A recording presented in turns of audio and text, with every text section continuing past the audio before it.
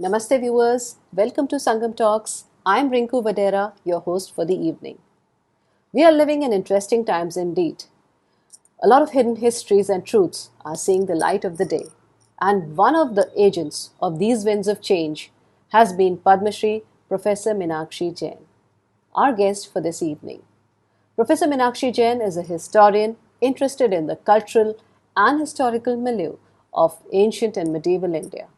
Currently a fellow at Nehru Memorial Museum and Library, she was also a senior fellow at the Indian Council of Social Science Research and member of the governing council at the Indian Council of Historical Research.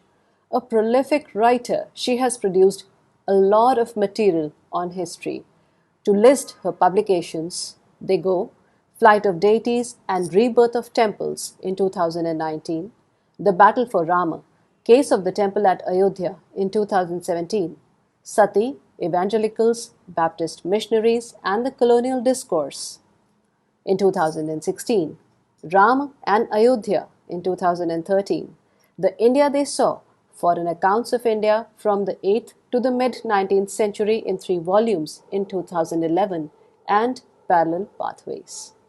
In 2020, she was awarded the Padma Shri by the Government of India for her contribution in the field of literature and education. We are here to talk about Meenakshi ji's latest book, Vasudev Krishna and Mathura, which covers a lot of ground. It traces the history of image worship in India and the literary, sacred, and epigraphic evidence around historic Krishna, and also uncovers a lot of history around the evolution of the Bhagavad cult. Welcome to the show, Meenakshi ji. It's a delight to be talking on these subjects to a very interested audience. And just one thing, if I can say, how the scene has changed in the last 2 decades. When I wrote my first book on Ayodhya, it was difficult to find anyone ready to publish it. And from that state till the journey that I have traveled today, I see the enthusiasm for every book of mine growing by leaps and bounds. So, and social media, talks like yours, they have played such an important role in popularizing my books and popularizing my ideas and themes, because as many people as watch a podcast or a Zoom telecast, that many will never read the book because they're not professional historians, but they're interested in the subject. So I have to say that social media and platforms like yours have really played a very, very important part in my journey. And just for the record, I gave a very long talk on the Ayodhya controversy at Sangam Talks many, many years ago. I think that was my first or second talk on the subject. And I still remember, how many people became aware of the intricacies of the debate because of that talk. So thank you for inviting me. Thanks for being with us, Professor Jain. Um, I would like to show our audience this beautiful book, which has numerous illustrations, numerous plates, and published by Aryan Books International, who have played an important part in Meenakshi ji's journey in this journey of history of hers. The first thing that I wanted to ask you, Professor Jain, is what is the historicity of Vasudev Krishna in the Upanishadic texts? And I will ask you about the Shukraniti Sar and the Arthashastra later, as you've pointed out the references. Yeah.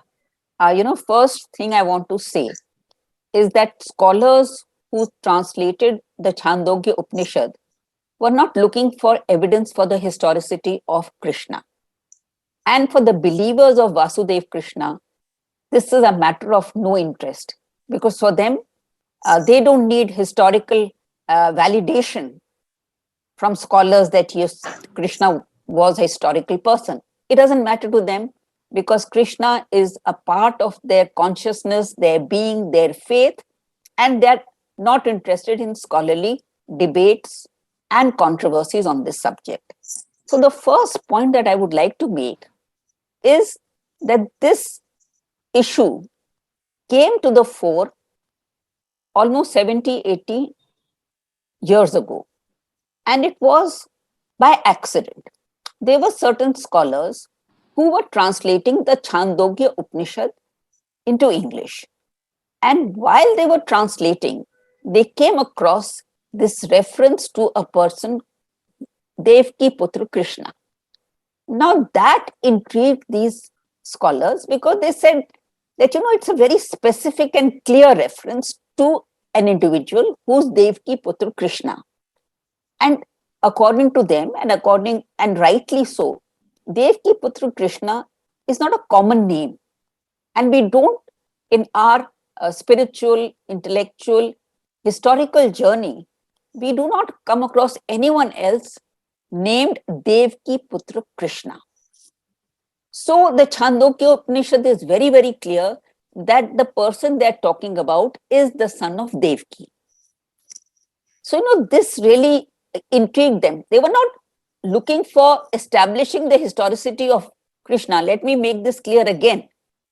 They were translating a text, and in the text, they came across this verse, and they said, this is very interesting because why should the text mention Devki Putra Krishna?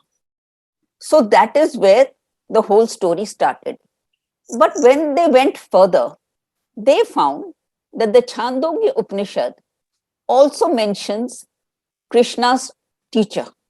In fact, the reason for mentioning Devki Putra Krishna was to tell about his teacher. His teacher's name is given, and to tell what Devki Putra Krishna learnt from his teacher. So the Chandogya Upanishad is the first literary evidence that we have of the mention of Devki Putra Krishna, his teacher, and the teachings that he imbibed from his teacher. Now, these are discoveries or scholarship that dates back 7-8 decades ago, as I said, at least. So it's not something that is a new discovery. When we talk about this subject today, there is a pitfall that we should avoid. We have to repeatedly emphasize that all the evidence that is cited in my book is evidence which is a century old or 7-8 decades ago. So this evidence was all there waiting for it to be put together. Now, these scholars, when they learned about the teachings of Krishna's teacher, they said it's very similar to what Krishna himself taught in the Gita. So that is where their study ended. They did not go beyond that because, as I said, they were only interested in translating a text. But after that, some other scholars, they started looking at other works of before Common Era. And the first person they came across was Panini. Now, there was a very, very renowned scholar, Vasudev Sharan Agarwal. He wrote a classic book, India as Known to Panini. And he makes a very important point that Panini is perhaps one of the very few ancient writers whose text has come down to us without any addition or subtraction. When we talk about ancient texts, we can take the example of Ramayana and Mahabharata. And we know that the Ramayana and the Mahabharata that we have today is not what was originally written, because over the course of centuries, people have added. So, it's very difficult to know what was the original Ramayana and the Mahabharata, though, this Bhandarkar Oriental Research Institute, Sukthankar and his team tried to extract the critical edition of the Mahabharata. So, according to Vasudev Sharan Agarwal, this Panini's work has come down to us as it was, which means it is as valuable as an inscription. Because if you come across an inscription, that inscription is the way it was written originally.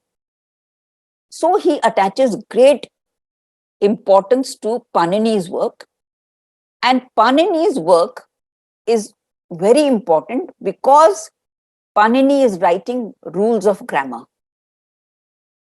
And in the rules of grammar, he says that when you're mentioning two people, the shorter name will come first and the longer name afterwards.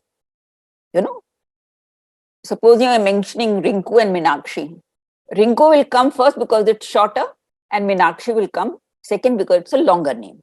But he says that in the case of Arjun and Vasudev, this rule will not apply. Vasudev will always be mentioned first and Arjun second because Vasudev is the worshipful one.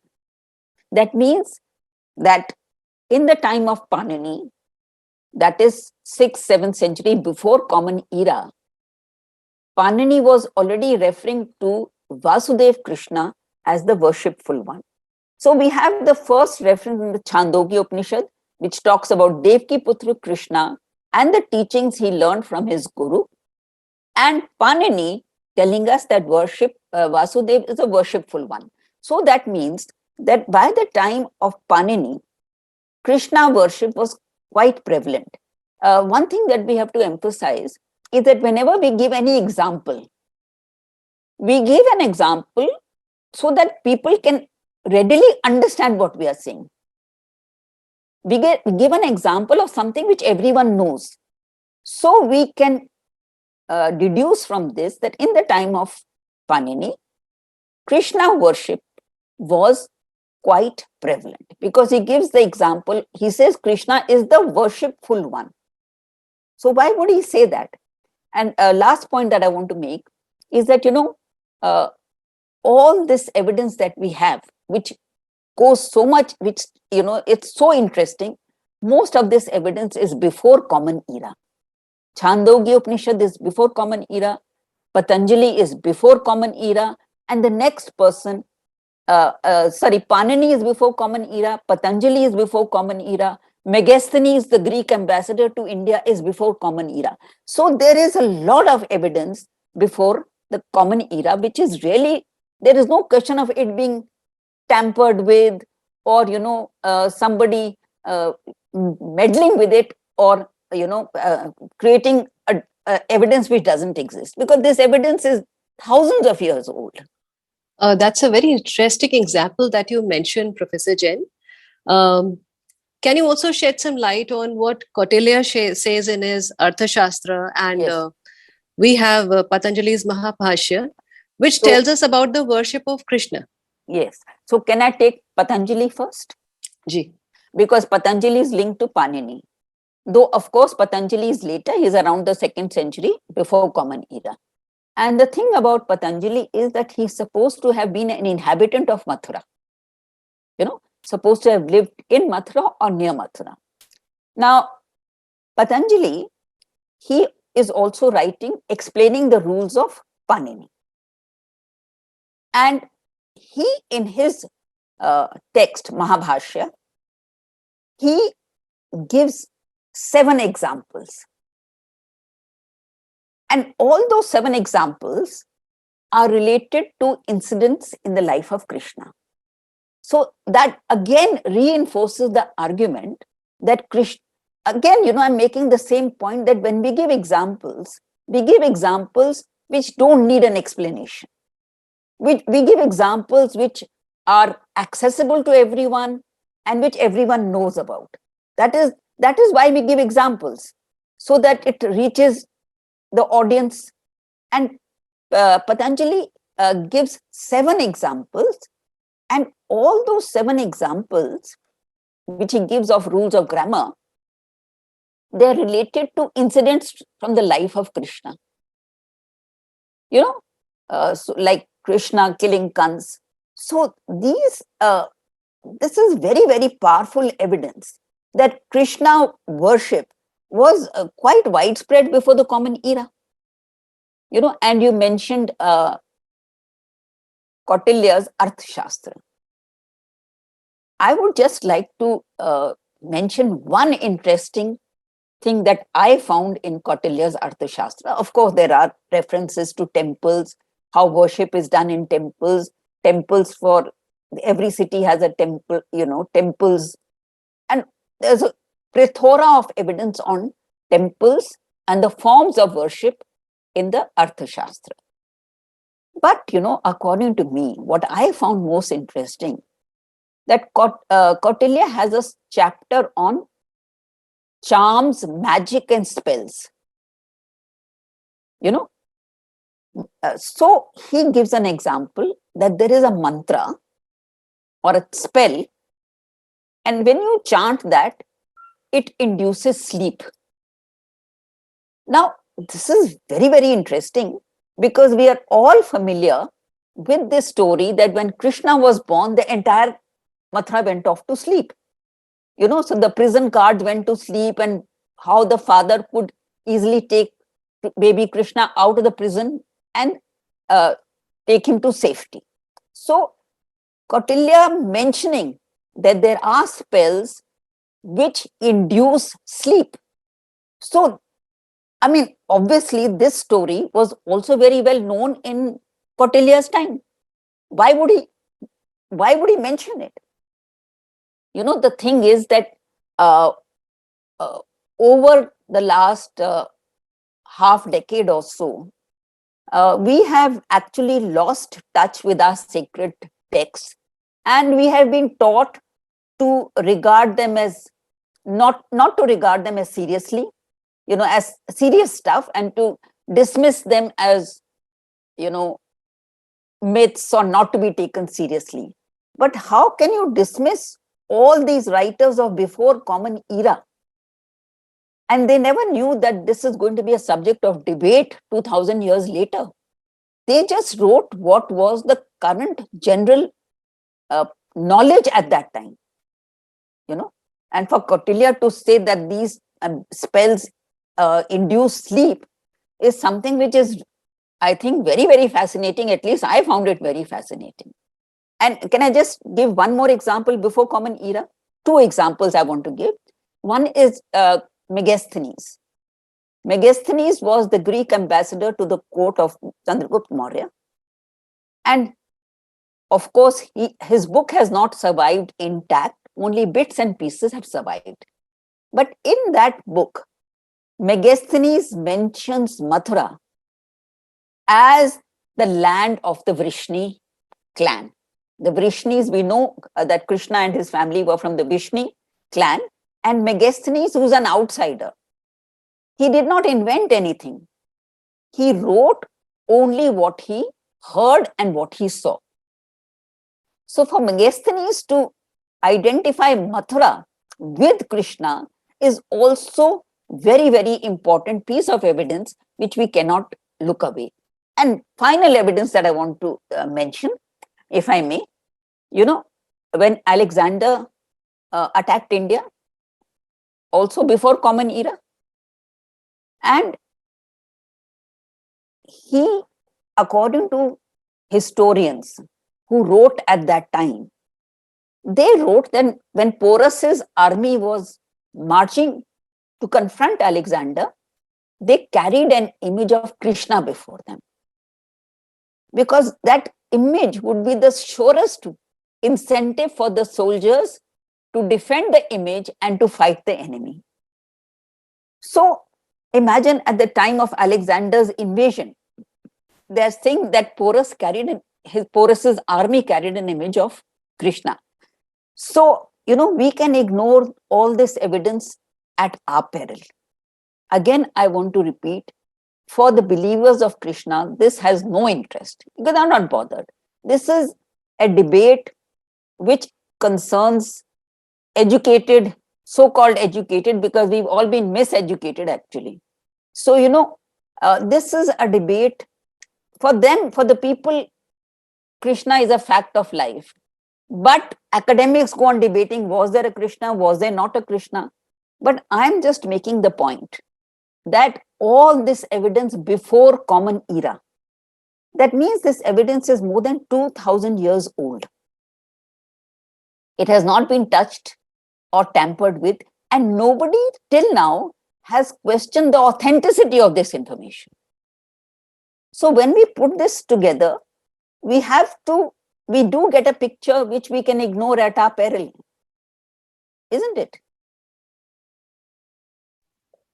That was a very interesting tracing of history through the ages, Professor Jain. Did we have instances of Krishna worship outside the current boundaries of India as well? Very, very interesting. In the Afghanistan area, excavations were done by British archaeologists, that also about 70, 80 years ago. And they found 7 coins of a ruler. And those coins, they were almost identical. And I have reproduced one of those coins in my book. So those coins, they show, it's amazing. They show Krishna on one side and his elder brother Sankarshan on the other side. And how do we know? Because the symbols, the signs that we attach to Sankarshan and Vasudev are there. Vasudev has that wheel, the Dharma Chakra. Sankarshan was associated with the hull, the plow, and the axe. So these coins, and they're so beautifully preserved in pristine condition. There is no damage to those coins, and those coins outside India.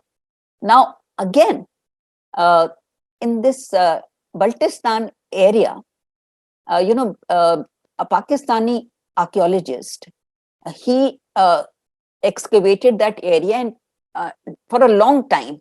And on those rocks, he found, paintings had been done. And on 2 of those rocks, again, there was Vasudev Krishna and his brother. And again, there is no question of doubting the authenticity, because the chin, symbols that are associated with Vasudev and Sankarshan are there. And one of them also has an inscription mentioning that these are the 2 people who are there in this painting. So outside India, that time there was no boundary, there was no border in the strict sense that we have today. So these 7 coins found in Afghanistan and these 2 paintings found on the rocks in this Baltistan area, they are absolutely very, very important pieces of evidence. And can I just add one thing? You talked about outside India. Generally, we believe that Krishna worship was a North India phenomena to begin with. But there was a very important British epigraphist, George Buhler, Buhler. He excavated in the Western Ghats area. And there he found an inscription which is still there. And I've put a photograph of that in my book. And he says, this is the most important inscription in this region as far as I'm concerned. Why does he say that? This inscription again dates back to before Common Era. So all the evidence that we have talked about till now is before Common Era. And this inscription says, this is an inscription by a family, and it says that we have done 18 Vedic Yagyas. So this family has done 18 Vedic Yagyas, and this inscription they dedicate to Vasudev, Krishna and Sankarshan. So that means outside the Mathura region, Krishna worship had reached the Western Ghats because this inscription is there. It had reached Afghanistan.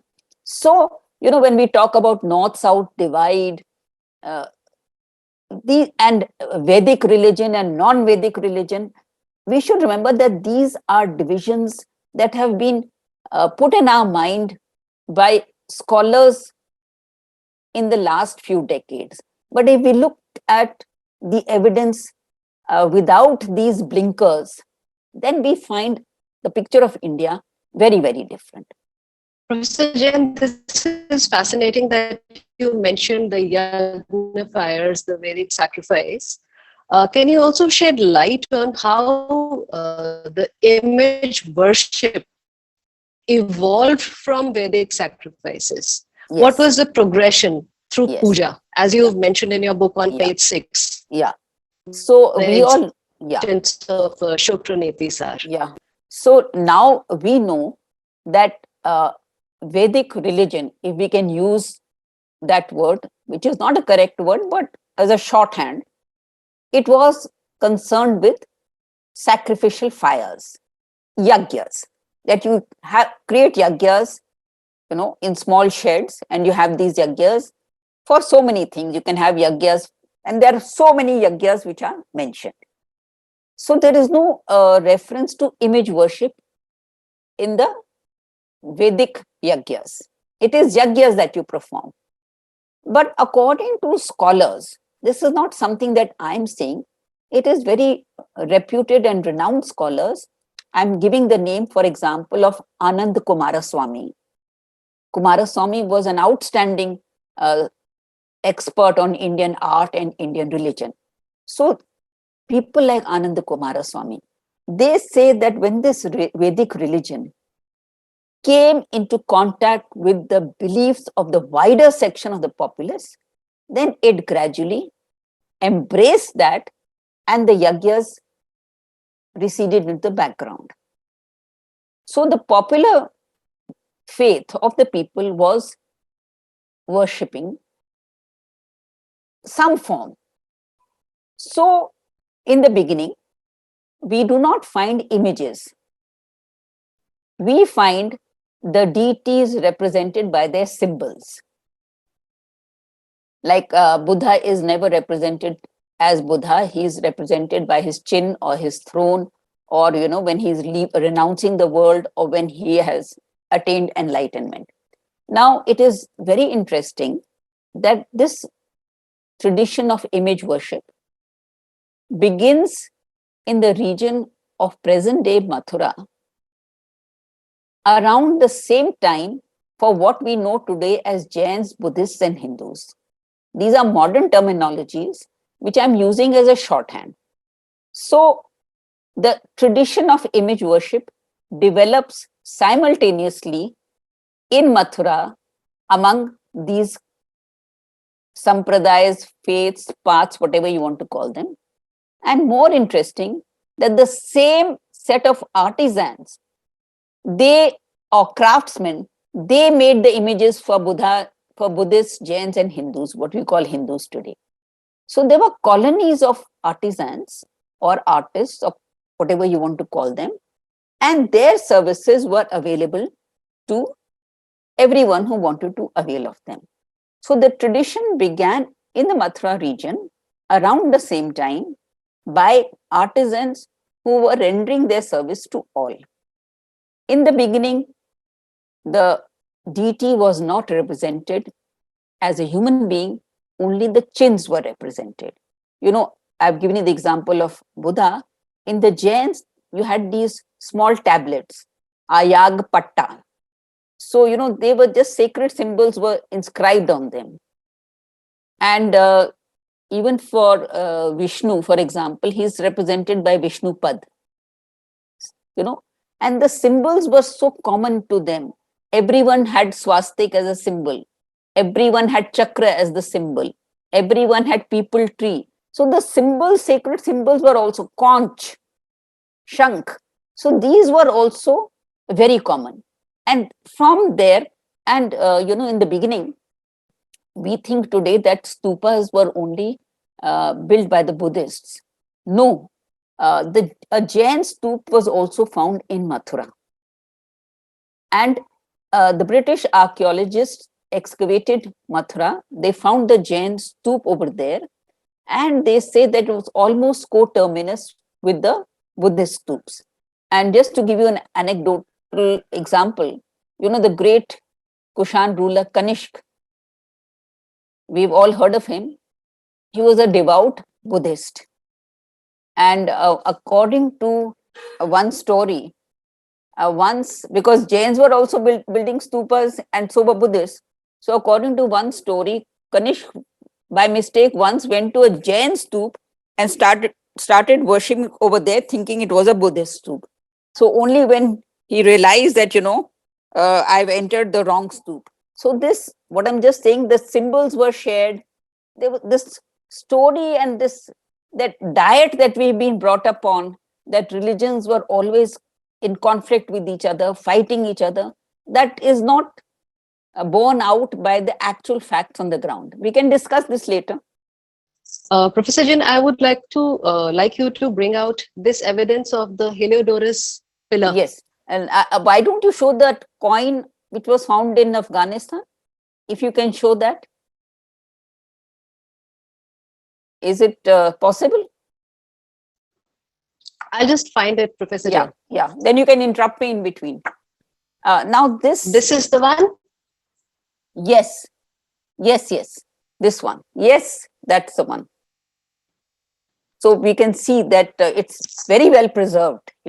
Sometimes if sometimes they're very well preserved, because if they've been buried under a mound or something, then no damage gets done to them. All right. So now you raise this issue about the Heliodorus pillar. Now, why is this Heliodorus pillar so important for us? It is a pillar that is still standing there in Vidisha, Besnagar, and people still go there. Now, this Besnagar pillar inscription, or it's called the Garud pillar inscription, it has two inscriptions on the pillar, and they have survived without any damage. That whole pillar is beautifully preserved, except that Vishnu on top has been somewhat damaged. Now, this Heliodorus was a Greek ambassador to the court of an Indian king. And he also came to India before Common Era. So I'm going on emphasizing this before Common Era to show the antiquity. So this Heliodorus is the Greek ambassador to the court of an Indian king.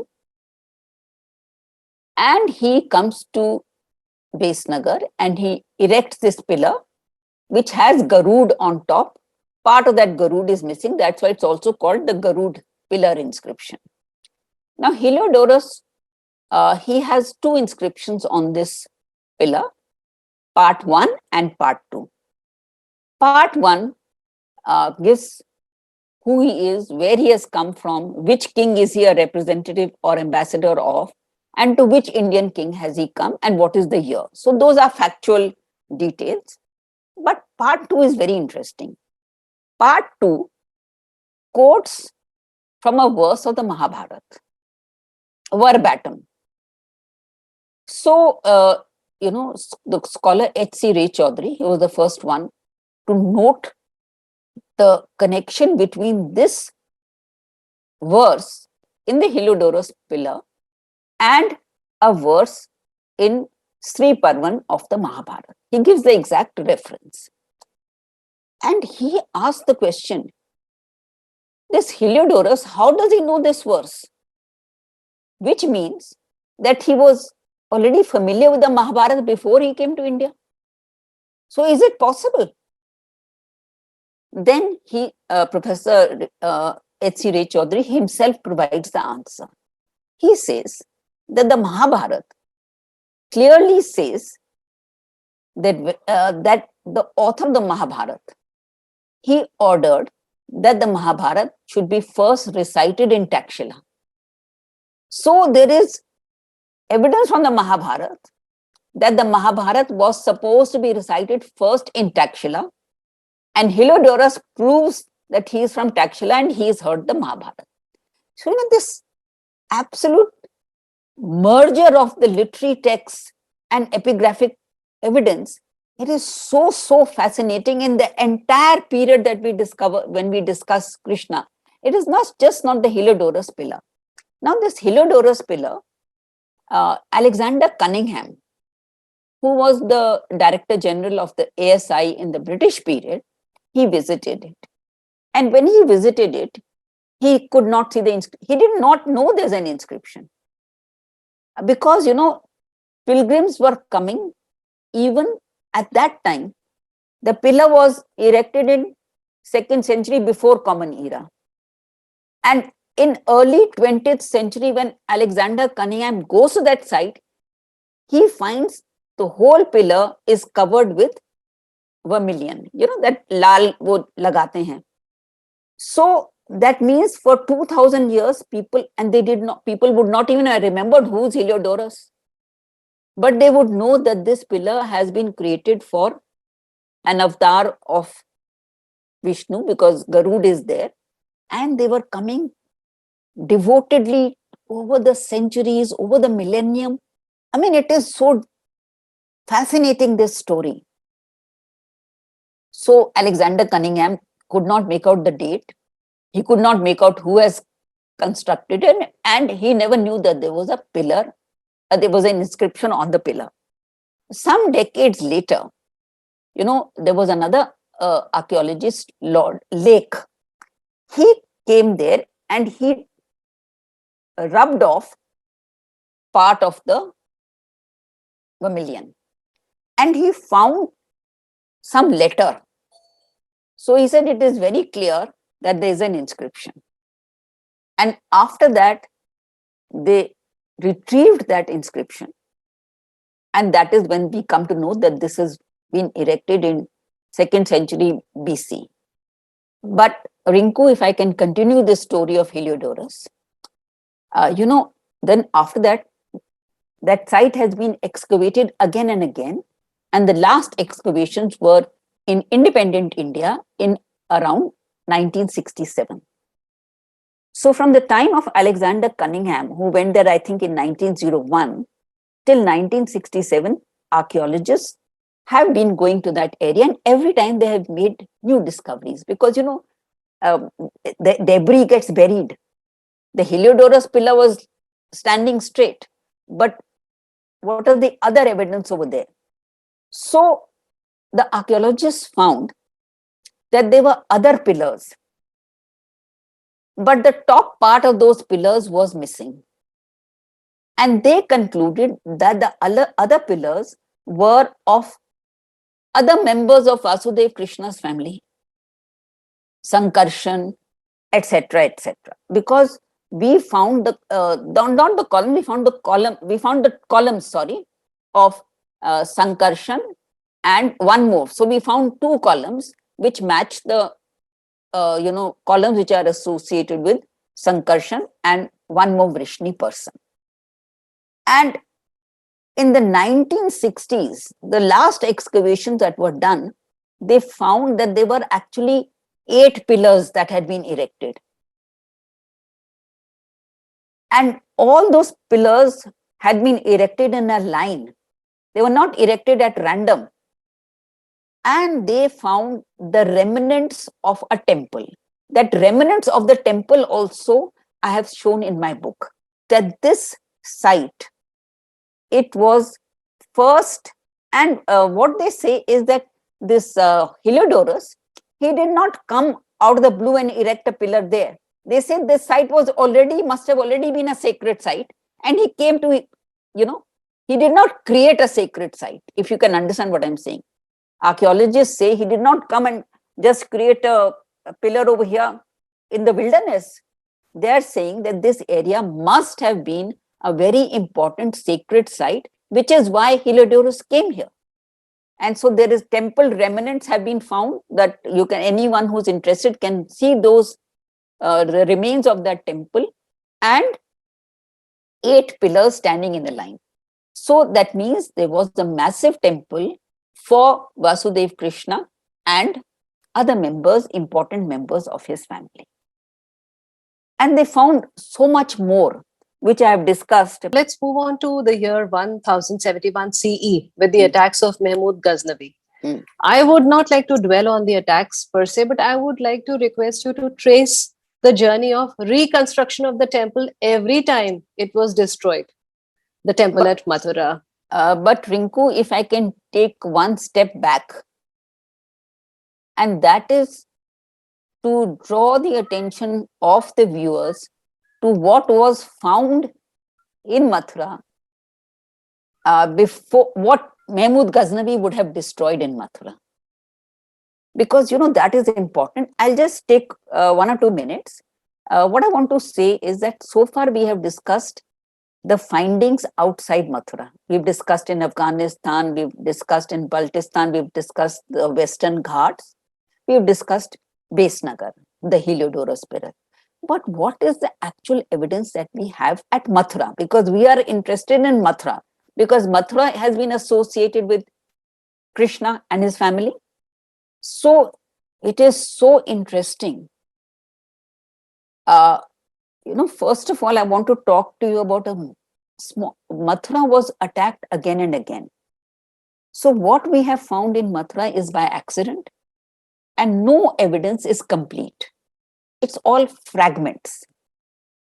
So there is an inscription which is also in fragments, but which talks about a family of actors. That family of actors was taking part in plays on the life of Krishna. And that inscription, again partial, is over 2000 years old. So that means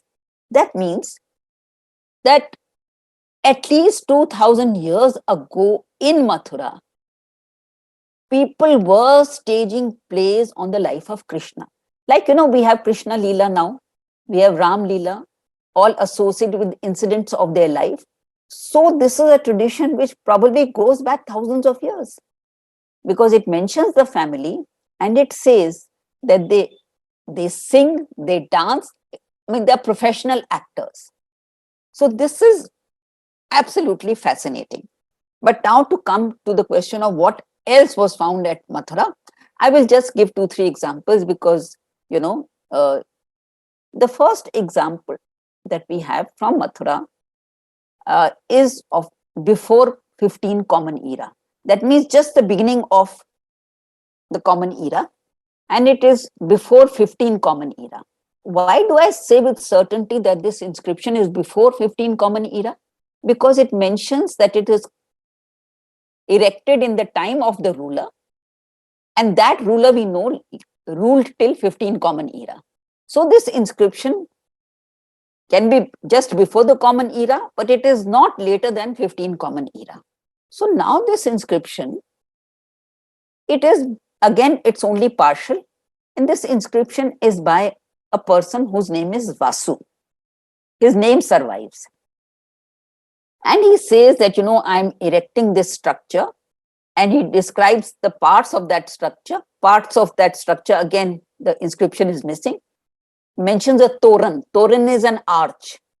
And this Vasu door jam inscription, it is called, it is 8.5 feet tall. So 8.5 feet tall means that it was not an insignificant structure that Vasu was creating for Vasudev before, around, not later than 15 Common Era. Because 8.5 feet has survived. We don't know how much more was there, how tall it was. In any case, then he says that I'm creating this structure, and where am I creating it is the important point. He says, I'm erecting this structure at the Mahasthan of Vasudev. Now, all of us know this much Hindi, that Mahasthan means great place. So this first inscription that we have from what is called Katra Keshav Dev mentions Vasudev with that place, and it mentions that that place is the Mahasthan. Mahasthan means very important place. What could it be? Because the inscription, rest of the inscription has not survived. So we don't know what was going to follow in that. Was it the birthplace? Or was it a place connected with some event in Krishna's life, like the killing of Kans? So, people who say that there was a temple at Katra Keshav Dev since ages, this is the first evidence they cite. Because this evidence was found in the British period.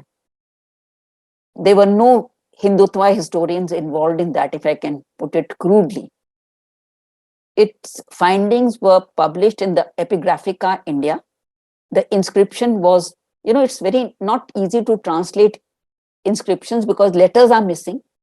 You have to be very trained epigraphist to translate it. R.P. Chanda, who was a very, very distinguished Indian scholar, he translated that inscription. And he wrote there that this Mahasthan obviously means something very important. After that, we have a series of inscriptions which talk about Krishna temple over there, other people, whatever. And just one I will mention, the Mora well inscription. The Mora well inscription was found soon after the Vasu Dorjam inscription, and was constructed also soon after. It talks about a stone structure. It clearly mentions a stone structure for the 5 Vrishni heroes. It mentions the word 5 Vrishni heroes. Who are the 5 Vrishni heroes? It is Vasudev Krishna, his elder brother Anirudh, Pradyumna, and Sambar. It mentions the 5 Vrishni heroes. It cannot get more explicit than that. And in 1911, Alexander Cunningham found some statues over there. Those statues, there were 2 male and 1 female. The female statue slightly later. The head is missing in both the torsos, but archaeologists and art historians say that these are statues of Vasudev Krishna and Sankarshan. So, this kind of evidence is absolutely breathtaking. And again, I'm emphasizing that this is only remnants have survived. We can just guess from this how much we have lost. Because, majority of the things would have been lost. It's only by chance that a few fragments have survived. Now, to come to your question about the attacks on Mathura. We all know the first attack was by Mahmud Ghaznavi. Every Indian is very familiar with his name because he has left such a deep impact on the popular imagination because of what he did to the sacred sites and sacred heritage of India. So he attacked it. And again, we have to keep in mind that all the evidence has been recorded by court historians of that period. So Mahmud Ghaznavi's attack at Mathura has been recorded by his historian Utbi. He describes the grandeur of the temples at Mathura. He said, we were shocked at the intricate details of the carvings, the grand temples. He said, we've not seen anything like this before. So that gives us an eyewitness account of what Mathura was like. And any of you who's interested can read Utbi's account on Mathura. And then he says that how Mahmud Ghaznavi destroyed that. And India had never experienced this kind of attack on its sacredness, if I can put it this way. It was an attack on the soul of India. So, people could not imagine this could happen, and you can imagine or visualize how traumatized and shocked they must have been. But it is a story that I found again and again, in other parts of India, that Mahmud Ghaznavi left the place totally devastated. But within 100 years of Mahmud Ghaznavi destroying Mathura, we have again a partial inscription by a person, Jhajja. Now, we don't know anything about Jhajja from any other source except for this inscription. And he says that I have rebuilt the temple of Krishna. Can you imagine a person about whom we know nothing? We would not even have known that the temple was rebuilt if this inscription had not survived.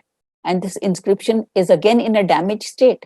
But we know that the name of the person is Jhajja, and he says that I have rebuilt the Krishna temple. What are we supposed to conclude from this? We are supposed to conclude, people say the Hindus have no memory.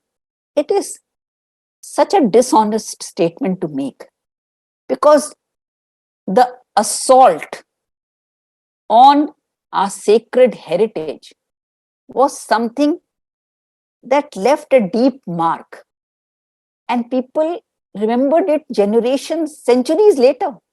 Now this Jhajja, he was not alive when Mahmud Ghaznavi came to Mathura. But that entire generation must have heard it again. And apart from that, they themselves would have been so committed to their sacred heritage that, I mean, he didn't get any laurels for rebuilding the temple. He did it because he was true to his faith, to his tradition, to his heritage, and to his civilization. These are things which are very difficult to imagine today, when so many people have become so insensitive and dead to their heritage, that there were people like this whom we don't even know, whom we would have forgotten about except for this partial inscription. So this is the first record of a reconstruction of a temple at Mathura. After that, there are records which are recorded by Farishta, Abdullah, and other Persian historians. They are of a little later date, but they mention attacks on Mathura by Kutubuddin Aibak, Firoz Tughlaq, and Sikandar Lodhi. So we are not very clear whether the temple of Jhajjar was repaired and then attacked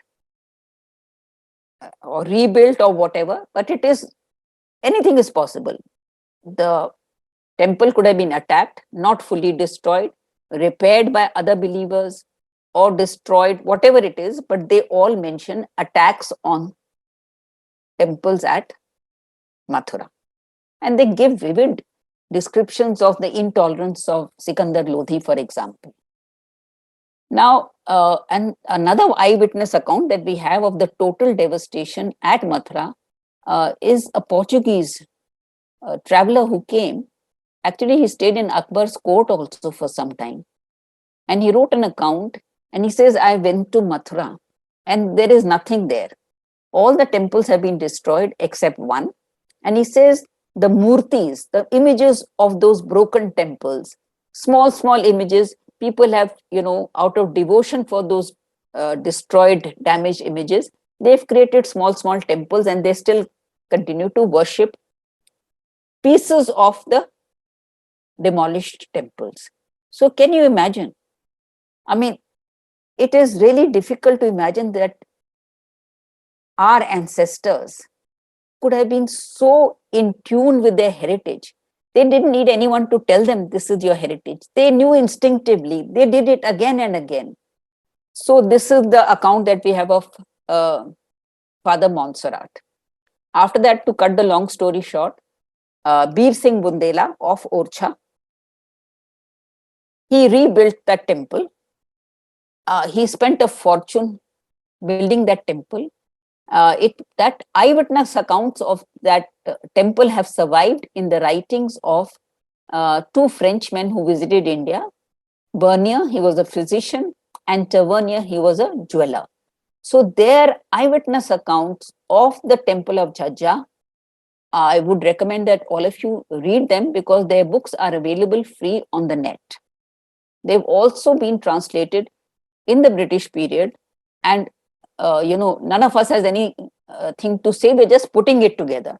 I'm emphasizing this point again and again because there is a marked tendency in certain academic circles when we try to put together parts of our history on the basis of non-negotiable facts, then it is dismissed as propaganda, and it is just dismissed as partisanship. But all this evidence is not the creation of you or me. And these accounts of Bernier, Tavernier, Father Montserrat, they were translated about 60, 70 years ago. Nobody has challenged that the translation is inaccurate. So in any case, so this temple of Bir Singh Bundela was so huge, it could be seen miles away. And we have two eyewitness accounts. People must go and read these accounts. So you get an idea of, Bir Singh Bundela, he is from Orchha, but he comes to Mathura to build a temple for Vasudev Krishna? Doesn't it mean something to us? He could have built a temple at Orcha. Why did he come to Mathura? These are questions that we should ask. We should ask honest questions. We should not shy away from whatever evidence. I'm not saying that you accept whatever I'm saying. I'm saying look at it, find this evidence yourself. So in any case, this is the temple Veer Singh Bundela built. It was destroyed by Aurangzeb. That's a separate story we can discuss later. And because you talked about foreign invasions, the invasions began with Mahmud Ghaznavi and they ended with an even worse invasion in 1757 by the Afghan marauder, looter, whatever you want to call it, Ahmad Shah Abdali. Again, Ahmad Shah's attack on Mathura, Vrindavan, etc., is recorded by a camp follower of his, which was translated into English by an ICS officer in 1901. And what does he say? He says that Ahmad Shah Abdali, when he attacked Mathura, Braj, Govardhan, all these places, he told his soldiers that I'll give you 5 rupees per head of a kafir that you bring. And 5 rupees was a huge fortune at that time. And he describes how the soldiers, they came to the camp with so many heads, how they tied up the heads with rope, and how villages were, the bodies were lying spread in the villages with no head over there. And it's a very, very gory picture. But we seem to not remember these things, or we are asked not to remember these things. We are not, these things are never taught in our schools or colleges. It's a very sanitized, history that we are taught. That's so well said, Professor Jain. In fact, a common refrain is that if the Hindus were so aggrieved by the destruction of their temples, why did they not ever record it? So, can you quote just 2 examples where the records are found? No, they're not just 2.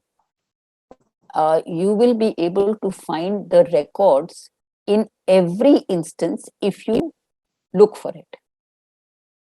I will give you an example which many people will not know.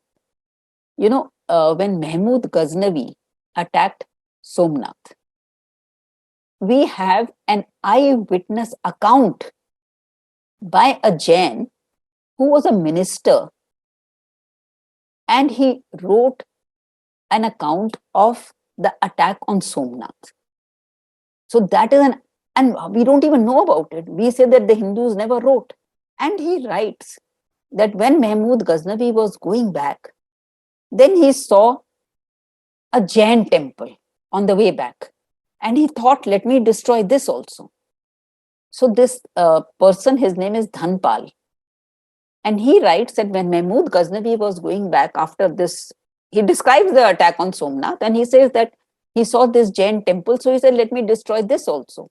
And he says that the Mahavir Murti, the Murti of Lord Mahavir, that was instated in the temple, Mahmud Ghaznavi tried his best to uproot that image, and he could not uproot it. So ropes were tied around that image, and elephants were brought in to uproot the image. So this is eyewitness account of a person who was a contemporary of Mahmud Ghaznavi.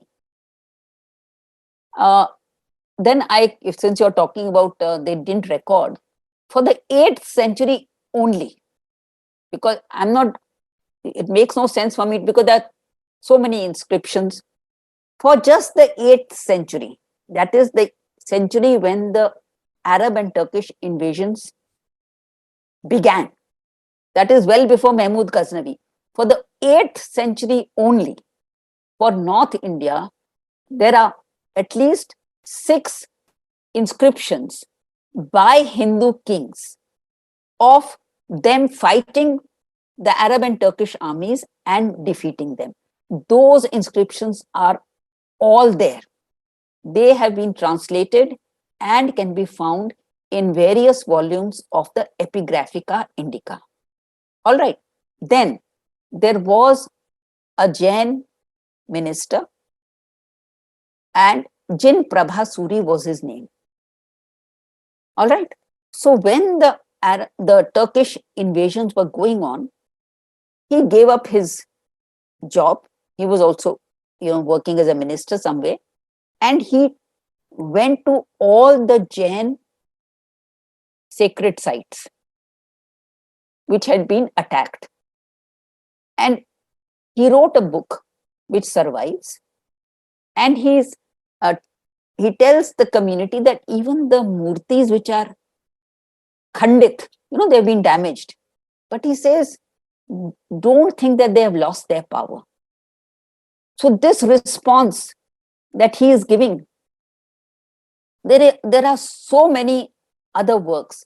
For the South, we have Madura Vijay. Who is this? It is written by the princess of the Vijayanagar crown prince. Imagine people of that level to the lowest, they are responding. And she writes that, what has happened in the south, the Kaveri has turned red with the blood. And she's saying that the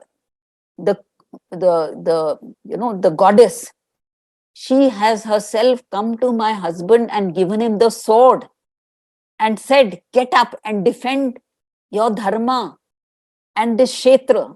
So these are the kind of, there is, again, I'm repeating that what must have been produced at that time would have been phenomenal. But the amount that has survived, and this Madurai Vijay, this is a poem written in Sanskrit by this crown prince's wife. It has survived just by accident. It's not full. It was actually taped with another book. So when one scholar was working on that other book in the early 20th century, he found this book tagged onto that. So he took it out and he got it translated. Only one copy, and that is also not complete. So if this one copy was not there, we would not even know this lady, Ganga Devi, wrote this Madurai Vijay. If that Jhajjai's inscription was not there, we would not know. If this Dhanpal, we would not have known. The inscription that I have told you in the 8th century itself, I have got 6 or 7 of them. I cannot, detail them right now, but they are all records. We did not write history the way modern historians write it, obviously. But India is a unique case where they defeated the downtrodden, the vanquished. They wrote. They tried to record with whatever means they could. Professor Jain, another popular refrain or rhetoric, if we may call it, is that even the Hindu kings desecrated and appropriated the images of their enemy kings. This is a total Where's Marxist truth? Yeah, this is a total Marxist attempt to exonerate India's experience of iconoclasm that began in the medieval period. It is a total falsehood. And I will just give you 2-3 examples. The first example is the most important, according to me. It happened before Common Era. There was a king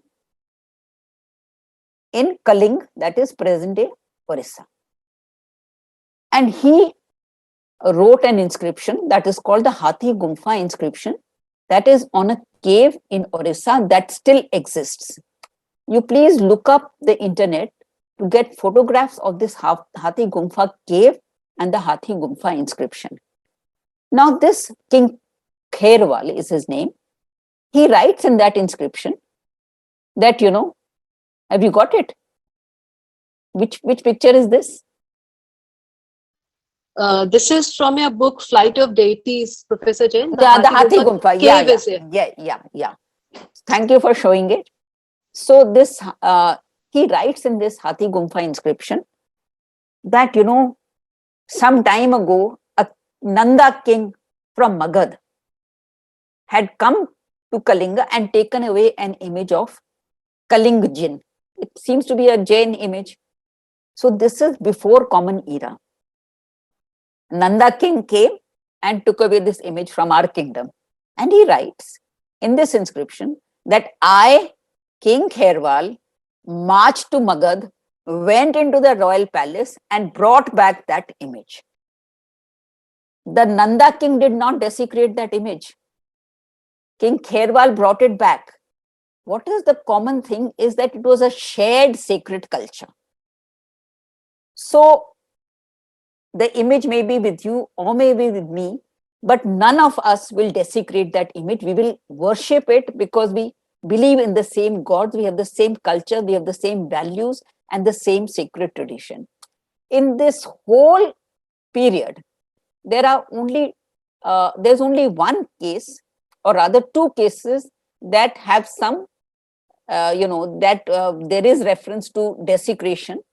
And I've mentioned every other case where the Hindus kings takes away an image from a rival kingdom and constructs it. Like the Vijayanagar king Krishnadevaraya. He waged war on the king of Orissa. He was successful in that war, and from Orissa, he brought back an image of Krishna. And in Hampi, there is a Krishna temple in which Krishnadevaraya instated that image for worship. How do we know? Because on the wall of that temple, Krishnadevaraya has written that I brought this image from Kalinga. So is that desecration? We have to be very, very careful, because the people who are against our culture and civilization and sacred heritage are, they have had their way for a very long time. I examined all these cases and found only two. One was King Harsha of Kashmir, and Kalhan, who wrote the Raj Tarangini, said that he did it because he was influenced by the large number of Turks that he employed in his army. And he said, I call him the Turkish king. So that is one. And another example that Kalhan gives is that, the king of Kashmir, he had promised safe passage to the king of Bengal. And he had said, I swear on this image that I will give you safe passage. But when the king came, the king of Kashmir had him killed. And so the king's soldiers came later to take revenge for the unjust murder of their king. So this is very different from, there was no religious motive. It was that, our master has been killed after being told that, we are going to be swearing on this image. So there's a King Shashank of Bengal. He's supposed to be one person who was against Buddhists. And that whole story is based on a work that was written in the 12th century. And the distinguished Bengali historian R.C. Majumdar, we have all heard of him. He examined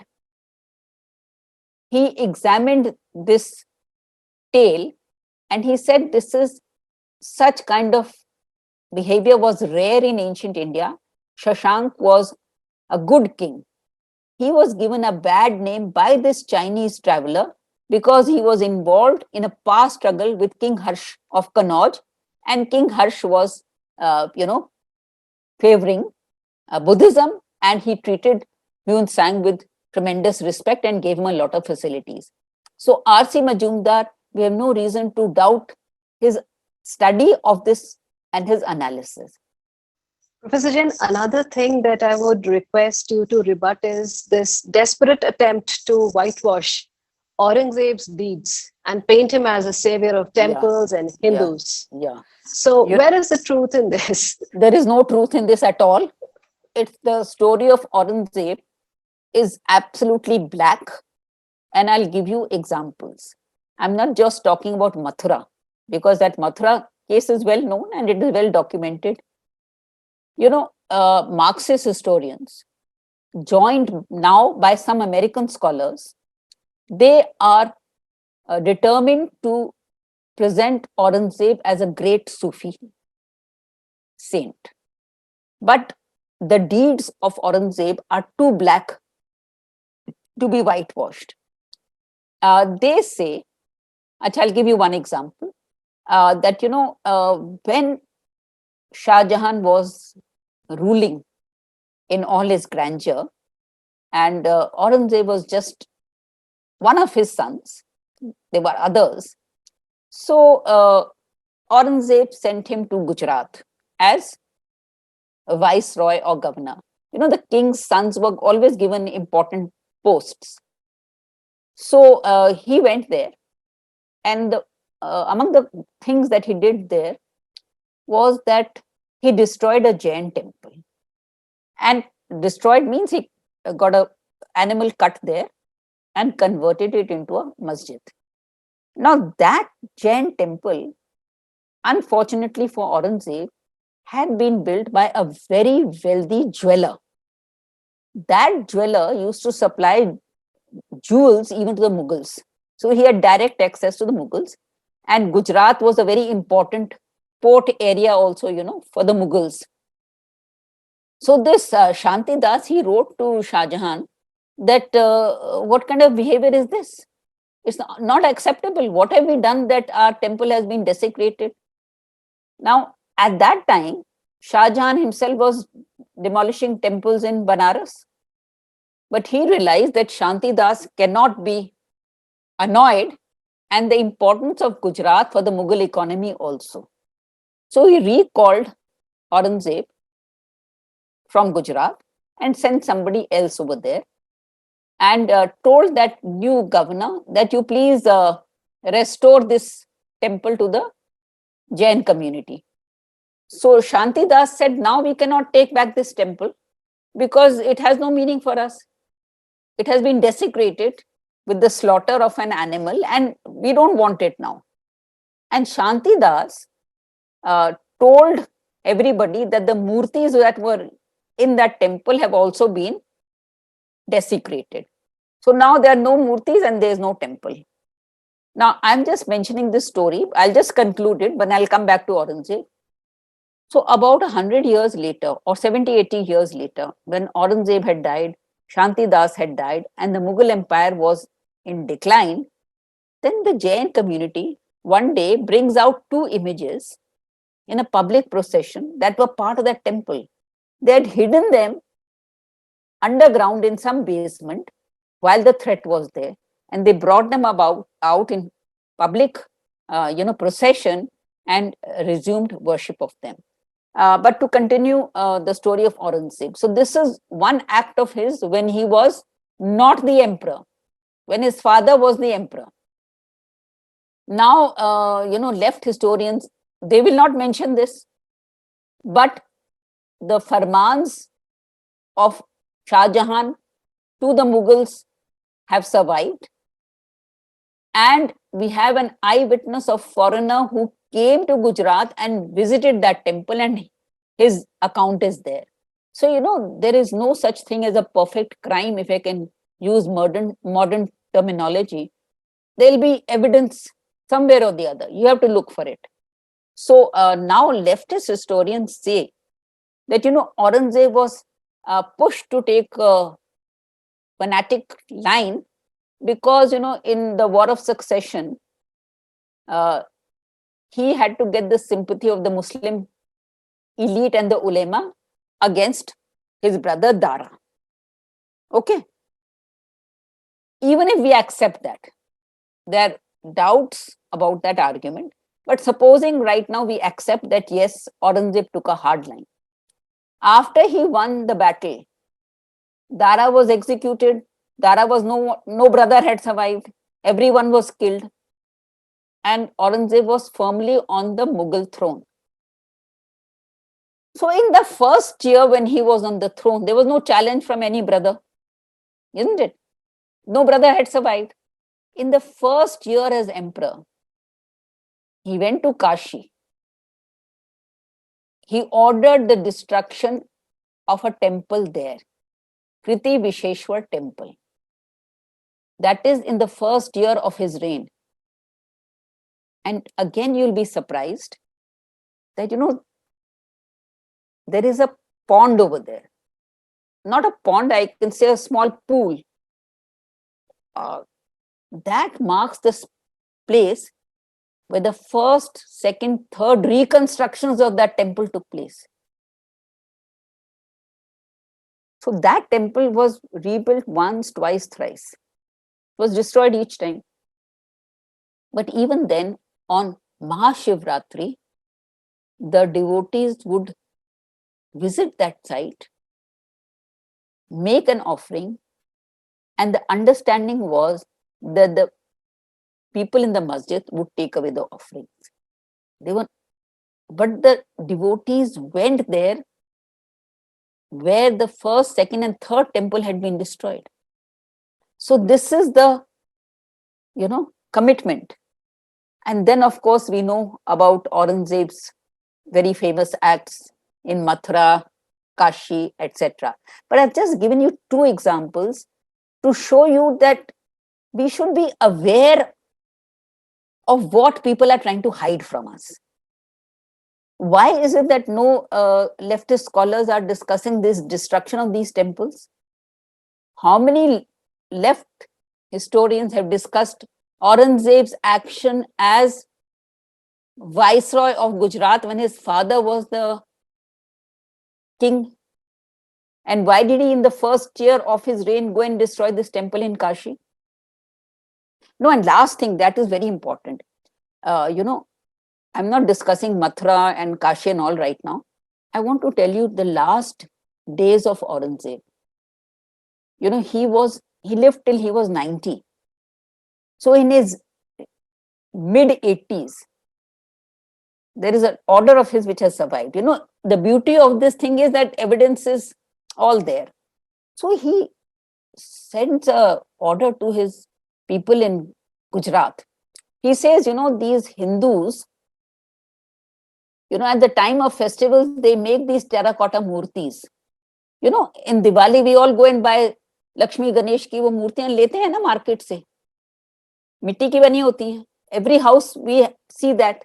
So he says, they make these murtis. So you kindly make sure that they do not make these terracotta murtis. Now, is this the act of a Sufi? Make sure that they do not make these terracotta murtis. And can you imagine that tradition? The Hindus never give up. That tradition continues till today. And then the order says that go to Somnath. The temple has been destroyed. All right. But they go on worshipping there. So he says, go there. If they have resumed worship at Somnath, destroy it in such a way that worship can never be resumed again. So, this attempt to paint Aurangzeb as a great Sufi, I don't think it will appeal to anyone who has a sense of history and who knows something about history. And Aurangzeb has got a special place in the minds of people of the subcontinent because the attacks were too brutal. In Mathura, we know that the murtis were taken away and they were buried under the steps of Jahanara's mosque at Agra so that the devotees climb on them. These are deliberate, calculated insults of a faith which was non-combative. It never advocated fight. Professor Jain, I would like to read out an excerpt from your book, Flight of please. Deities. Yeah, please. Page 7 on the Somnath temple. This account is from Mirat Ahmadi, and in which says that in 1702-03, the 84-year-old Emperor Aurangzeb asked for information on the situation in Somnath, where early in his reign, the temple had been demolished and worship discontinued. He ordered that if Hindus were found to have revived worship, the temple should be destroyed in such a manner that no trace of it remained.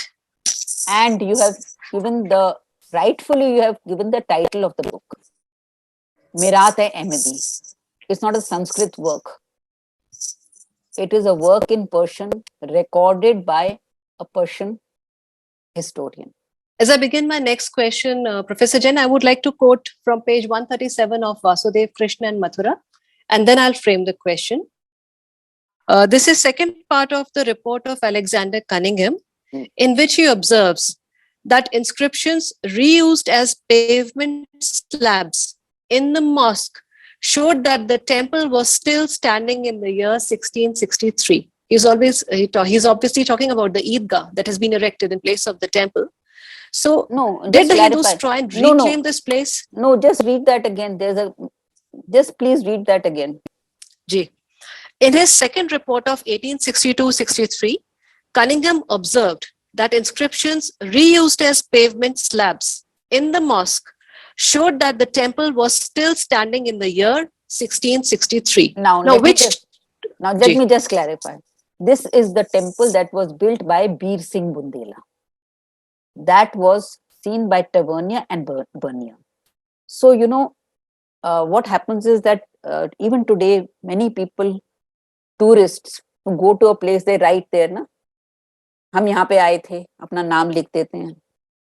So, at that time, people who had gone to the temple, some of they had probably inscribed that, we have been here.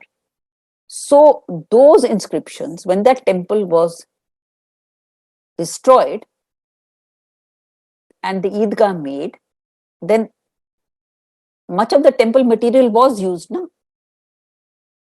As is the case in so many places, that temple material is used to build the mosque.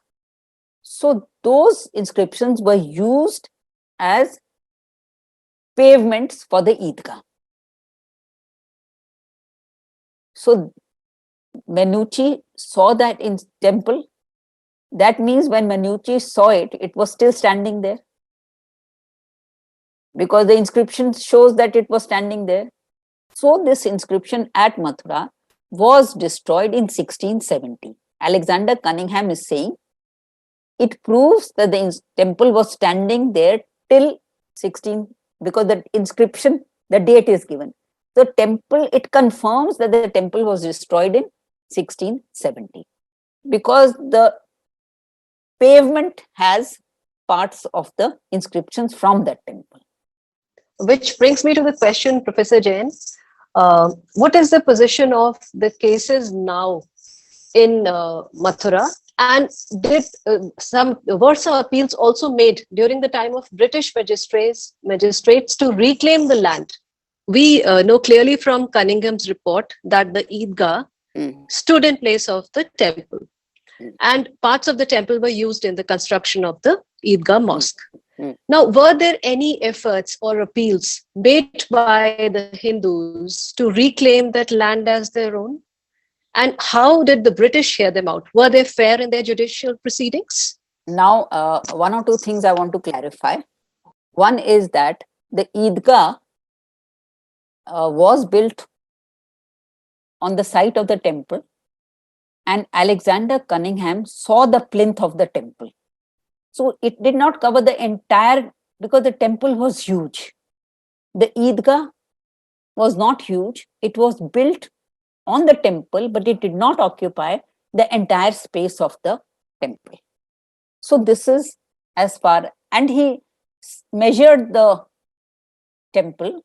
He said it was, on the basis of that, I conclude that it is one of the largest in India. And he also said that the Eidgah, or whatever it is, the masjid he calls it, it was in a very dilapidated, it was a dilapidated structure now, he says. That there was nothing left in that structure actually. And probably, excavations could take place. Of course, no excavations took place because whatever reasons. Now, what happens is that in 1770, the Marathas get control of the Mathura area, and they declare Katra Keshav Dev as government land.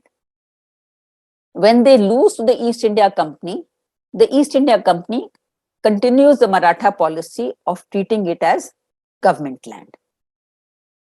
Now, they at one point they put this Katra Keshav Dev for auction, and it is purchased by Raja Patnimal of Banaras. He was not a Raja in that sense, he was a banker. So he was sold the entire Katra Keshav Dev, that is 13.37 acres. So Katra Keshav Dev was sold in auction to Raja Patnimal of Banaras. Raja Patnimal was registered as the owner in the British Revenue and Judicial Records. After Raja Patnimal, his successors were regarded as the owners of Katra Keshav Dev. Katra Keshav Dev meant 13.37 acres. It was never partitioned or divided among the heirs. It was just one unit, Katra Keshav Dev. Now, in 1944, the heirs of Raja Patnimal, they had some small loan, which was, not much, about 13,000 rupees or some such thing. And they were not in a position to repay that loan. So, Jugal Kishore Birla, Seth Jugal Kishore Birla, they told him that, he wanted to buy this land. They said, you just repay that loan.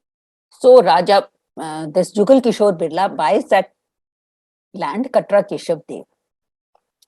And he creates a trust, Sri Krishna Janmabhoomi Trust. The objective was to build a grand temple for Krishna, Lord Krishna.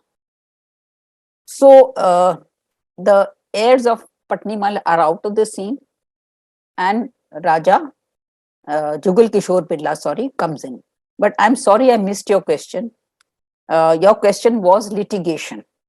So when I'll just go back. When Raja Patnimal brought Katra Keshav Dev from the British, at that time, litigation starts from what we can call Eidgah party and the heirs of Raja Patnimal. And they go on filing one case after another.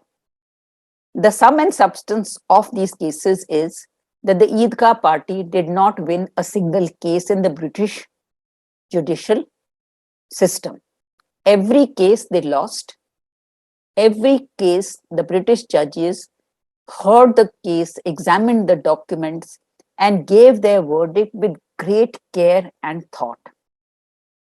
Lots of those judgments of the British judges have been produced in my book, I think for the first time.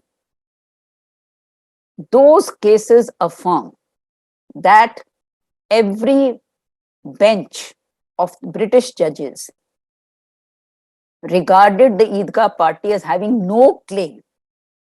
And it says that you are like hardened litigants.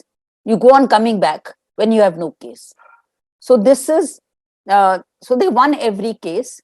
Then I told you that Raja Patnimal's heirs sold the thing to Jugal Kishore Birla. In 1951, he created a trust for the building of the Krishna temple. We have a third party also entering the case of the Krishna temple. That will be the last thing. Then we can open it to questions if you think so. Ji. And also, I would like you to quote Vishnu Jain's case here so that we can throw open the This is the last discussion. So this, you see, up till 1951, when Jugal Kishore Birla creates the Sri Krishna Janmsthan Trust for building a Ram temple, he creates a trust which is headed by Madan Mohan Malviya. All right. Now, things are normal and clear till that time, and all the documents are there with, I produced them in my book, and they will be easily accessible to everyone in the public who wants to look at them.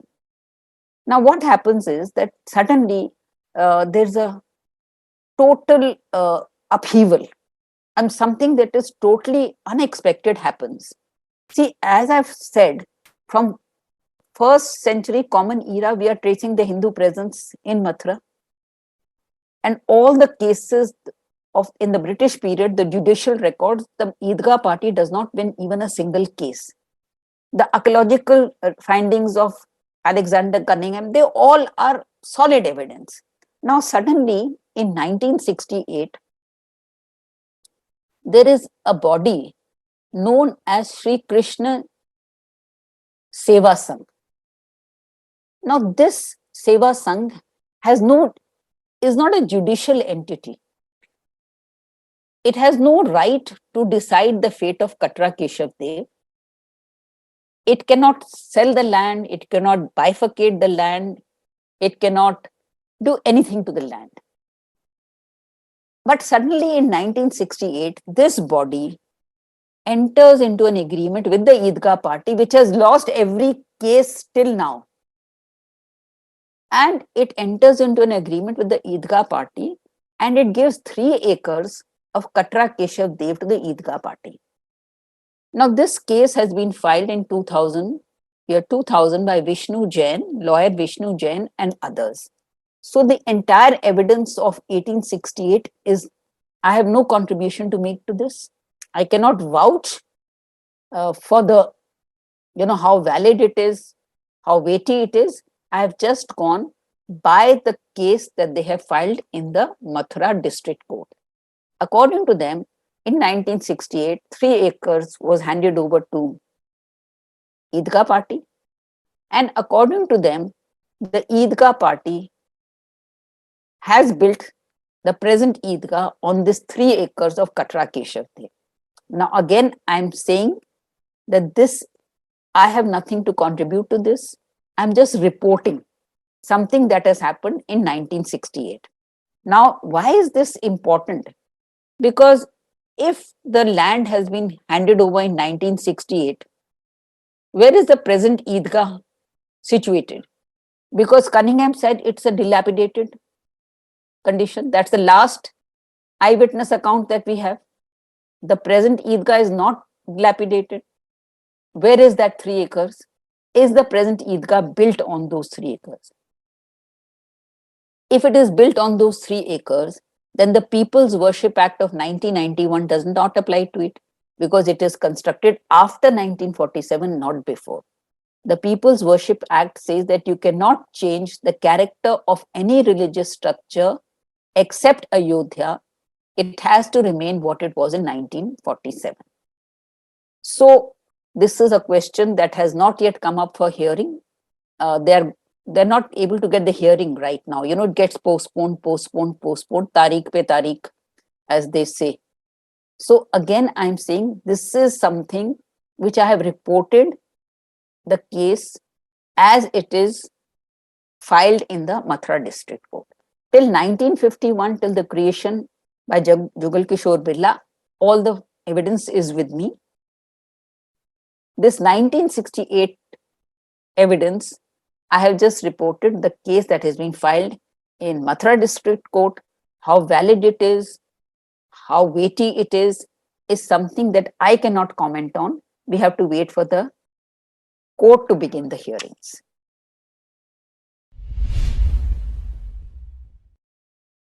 Namaste, Dr. Meenakshi ji. What a wonderful talk. I mean, we just wanted to go on and on. Honestly, thank you. Itna acha kaam kiya, such wonderful work. We have no words really except a lot of gratitude. My question actually is twofold in a sense.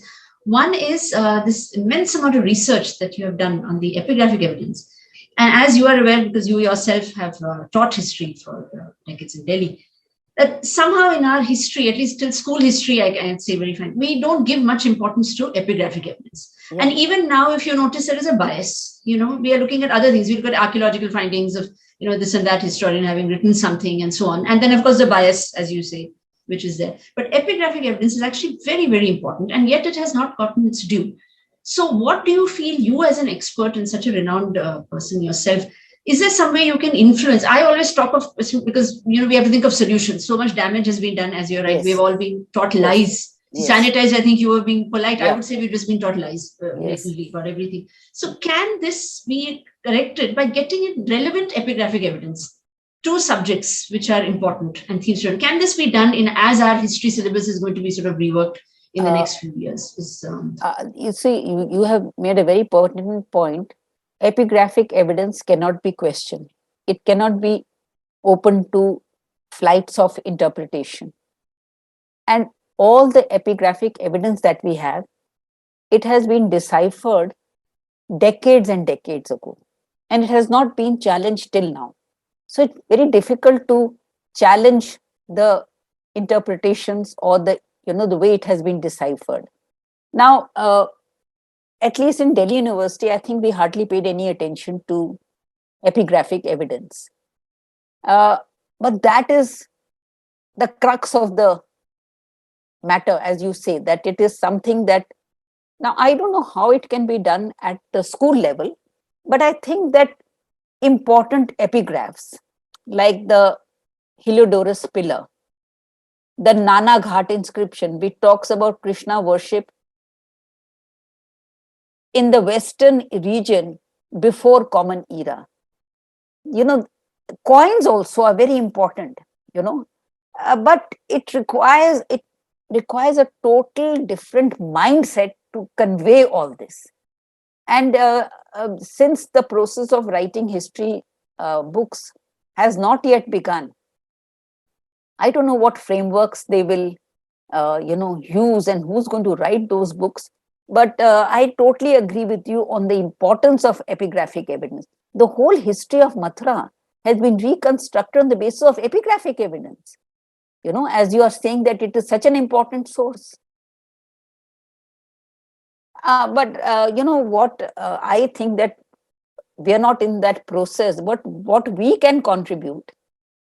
I always tell people who attend my talks, who are not historians or going to be historians, that in your area, from whichever region you come, or wherever you are living, you should go around and try to record what you can. Like this oral culture, this culture of people walking miles and miles on pilgrimage, at least start making videos of that. It will all be forgotten. So in your area, if there is an inscription, if there's a monument, at least record it so that it cannot be wished away. You see people fasting and going on pilgrimage. They will not eat or drink water for days and days. All those things deserve to be recorded because they are the carriers and preservers of our heritage. But I appreciate your question, and it's a very pertinent question. I wholeheartedly agree with it. But at the school level, I don't know what is going to happen with the new education policy, and until the new textbooks are out, we cannot pass a judgment. But I feel that internet has been a very, very powerful tool in empowering everyone. You don't have to be a historian. You can go to those sites yourself on the internet, see the base Nagar pillar inscription. You can form your own judgments. Now, what I've seen, people go to these sites and they prepare videos and they put them on the net. That, this cave, then this cave, then this cave. So it is arousing a lot of interest in a subject that was threatening to be dead because of the contribution of certain group of historians. They had made it into a real, a subject which was lost all its popularity. It was full of jargon, imported ideologies, imported frameworks. You are not looking at India through Indian eyes, India through imported ideologies. In my question is that in the Ram Mandir case, we have seen that the eminent historians' initial stand on the case was that the Babri Masjid was built on vacant land. Yes. Now, as soon as the archaeological evidences started coming up, unearthed by the ASI team, which consisted even of Muslim archaeologists, yes, the stand of these historians turned 180 degree instantly, and they said that no, these structures may be Buddhist or maybe Jain structures. But the Allahabad High Court rejected these opinions, and now how watertight case is the Krishna Janmabhoomi case as compared to the Ram Janmabhoomi case? According to me, Nihar, the evidence at Mathura is far more compelling than at Ayodhya. That is not to say that the evidence at Ayodhya was not compelling. It was very compelling. And as you have rightly said, the ASI excavations made the left historians nervous, because the ASI excavations and the team that excavated was evenly matched. It had people from both communities, so that afterwards you cannot say that it was only one community that was excavating. The ASI excavations showed continuous occupation of that site from the 2nd millennium BC. And they showed that that site was never used for residential or habitational purposes. It was always a sacred site. And they found a series of sacred structures. Now, as these sacred structures went on emerging, then, as you said, the left historians went on changing their stand. But I regard Ayodhya as very important vindication of the non-left perspective. And Ayodhya played a very important role in lowering the prestige of the left historians, because no left historian or archaeologist survived with his reputation intact. The Allahabad High Court and the Supreme Court, they passed strictures against each one of them.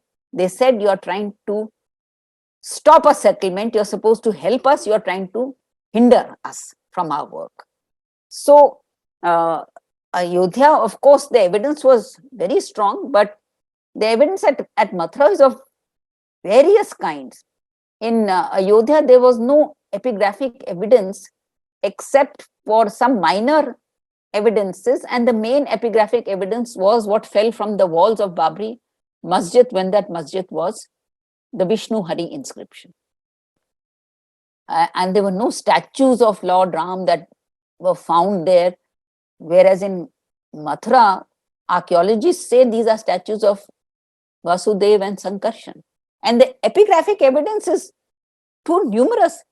Plays being held at Mathura, Vasu inscription, Moravel inscription, and so many other inscriptions that I have not quoted. But it's a wealth of information. One of the things is that we have had to prove the historicity of Rama, we have had to prove the historicity of Krishna and so on. And it is very strange when you see the treatment of scholars, when people treat things like Iliad, Odyssey or the Bible, people do assume that there is a historical core to all these texts. Yes. And yes, there may be other accretions and so on and so forth. And this is consensus. But in the case of all these Hindu holy sites, what we have seen is that Indian historians have been trying to overturn every kind of consensus, whether it is the historicity of these epic heroes or whether it is a historicity of their temples. You know, they have been trying to overturn 200-year-old consensus all the time. What is the reason for this? Your question is very, very pertinent, and it's very obvious that this is happening. But why is it happening? There are any number of reasons possible. One is that, to shield iconoclasm from its religious and ideological origins. We have had invasions of northwestern India before the coming of the Arabs and Turks. We had the Shakas, we had the Kushans, we had Bactrian Greeks. None of them devastated this land the way these people did. And in fact, the people who came before Arabs and Turks, they became part of the cultural milieu of this country. Some became Buddhists, some became Shaivites, some became, Jains. So it is a very, very different experience. Now, why this hostility towards our culture and civilization? One is that it is to protect history from remembering the iconoclasm that happened in the subcontinent. And why do they want to protect it? I think because a substantial majority in the wake of partition did not migrate. They stayed behind, and there was the deliberate attempt to de-link the faith from what happened. that is one explanation, that, because you have a substantial number of people who did not migrate. So we have to rewrite history to present it in a very different manner from what it was remembered as. I'm not saying that anybody today is saying that the sins of the past had to be visited on people in the present. That's not anyone's argument.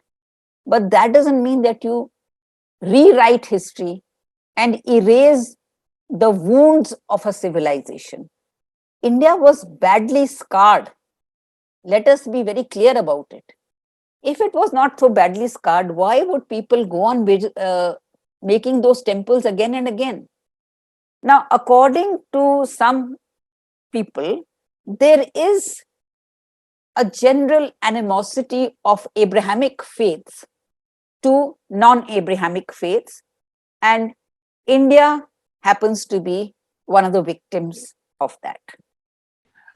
In Ayodhya judgment is very important because in last 100 pages, the judges say that Hindus can simply take up all the places which has been, which has Hindu things in it and the Hindu architecture.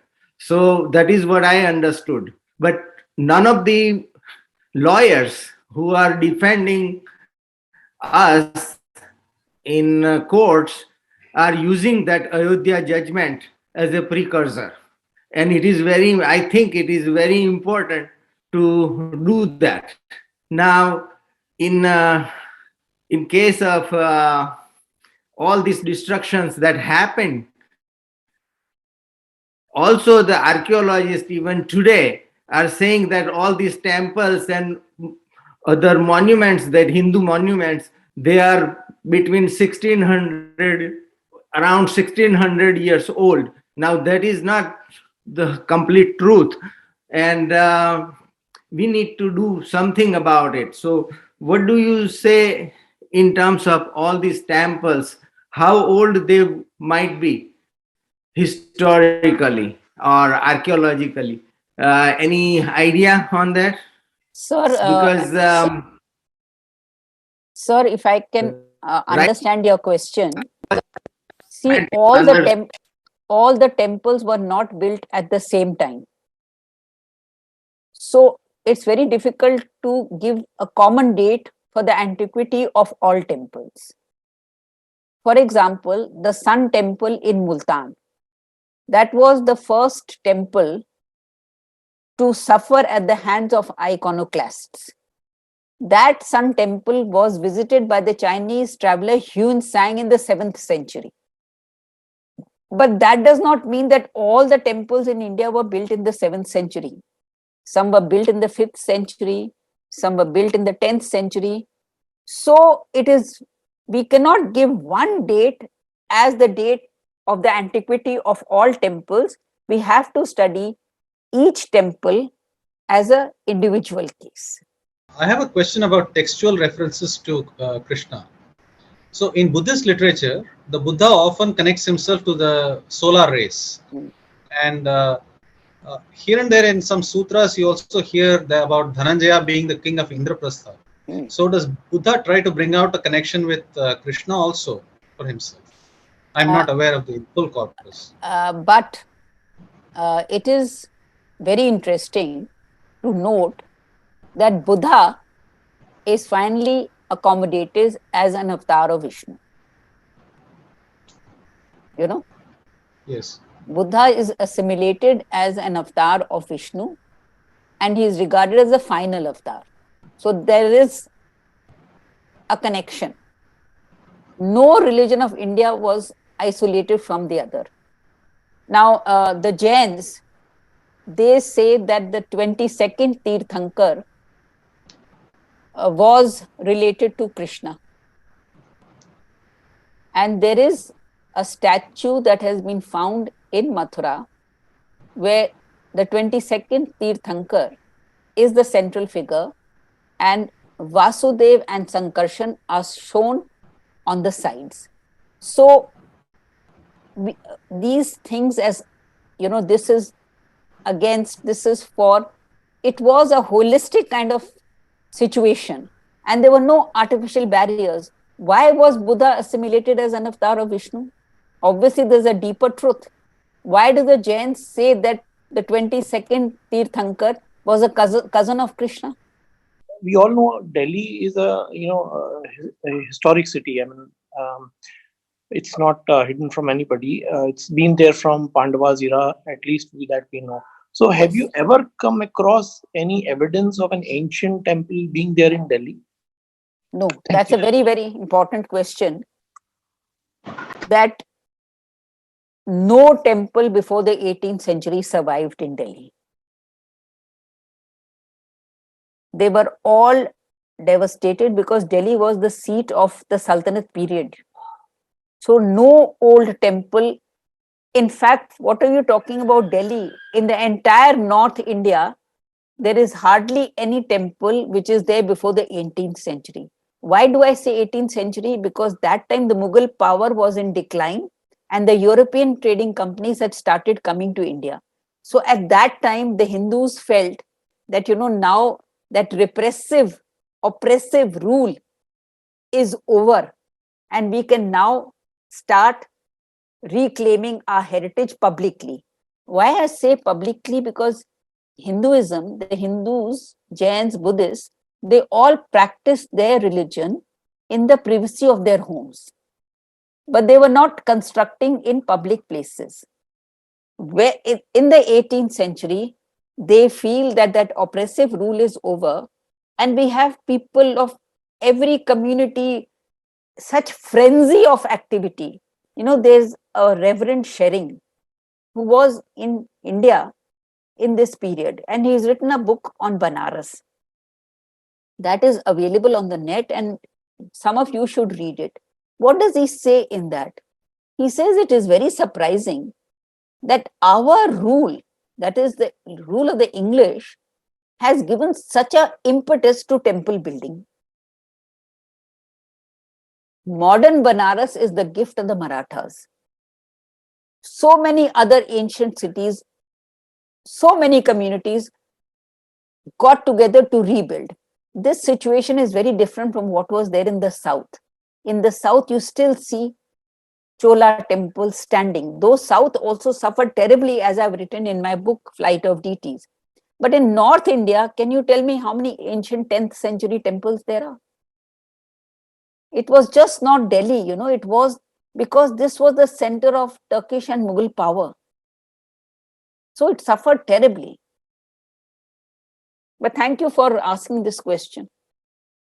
Thank you for this wonderful, wonderful conversation, Professor Jain. Thank you for bringing out hidden histories and telling us the story of how our ancestors kept their sacred heritage alive and continued in the face of brutalities and relentless attacks. Thanks for clearing the cobwebs around many doubts and clearing the misconceptions around many histories. Thank you, viewers. Jai Hind, Jai Bharat.